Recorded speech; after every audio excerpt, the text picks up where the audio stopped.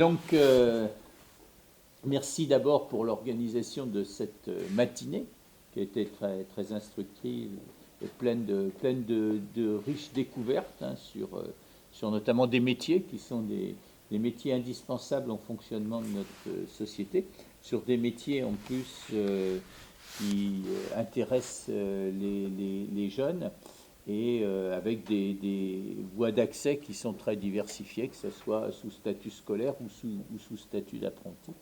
Et donc je suis très heureux que nous re-signions cette convention, puisque la première a été signée en 2011, la deuxième en 2016, et donc nous sommes en janvier 2020, c'est la troisième convention, avec trois objectifs dans cette convention, trois grands objectifs.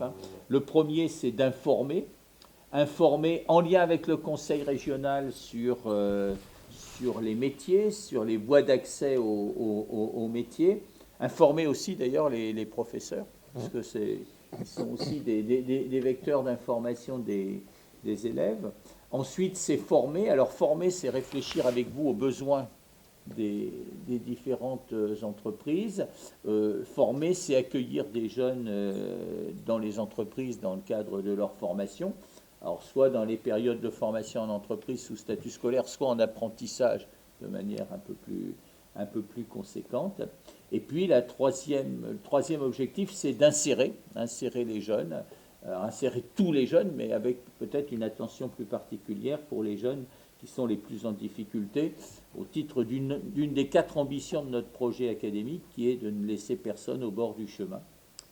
Et puis, il y a deux moyens plus particulier, c'est votre participation aux comités locaux d'éducation économique, auquel la Convention fait référence, et puis c'est les conseillers entreprises pour l'école, qui, là aussi, sont pour nous des personnes très importantes. Alors, à la fois parce qu'elles président les jurys des diplômes de niveau 5, notamment des CAP, mais surtout parce qu'elles ont un rôle justement dans cette mission d'information des jeunes, et que ces conseillers figurent explicitement dans la convention qu'on signera dans quelques temps avec Madame la Présidente du Conseil régional sur les questions d'information, au titre des nouvelles compétences du Conseil régional. Donc, merci à vous, Monsieur le Président.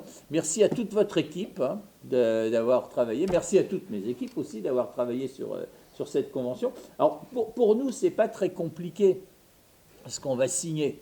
Mais maintenant, merci à ceux qui vont la mettre en œuvre. Voilà. Bien, merci beaucoup, Monsieur le Recteur. Je suis très honoré de pouvoir signer cette convention avec vous ce matin au nom des entrepreneurs des TPME ligériennes. Alors, je vais revenir sur justement vos équipes. J'étais surpris ce matin de voir autant de monde lié à la relation entre le monde de l'enseignement et l'entreprise. Je ne pensais pas qu'il y avait autant de personnel qui était sur ce champ-là, et ça me réjouit parce que ça me laisse penser que le travail qu'on a commencé à faire avec les conventions précédentes et celui qu'on va mener demain, il est accompagné par des personnels qualifiés, compétents et dédiés. Donc c'est plutôt rassurant. Alors, vous l'avez rappelé, il y avait trois actions principales sur lesquelles cette convention s'établit. Et il y en a une quatrième que vous avez oublié d'évoquer, puis qui nous est chère forcément, c'est de développer le goût d'entreprendre.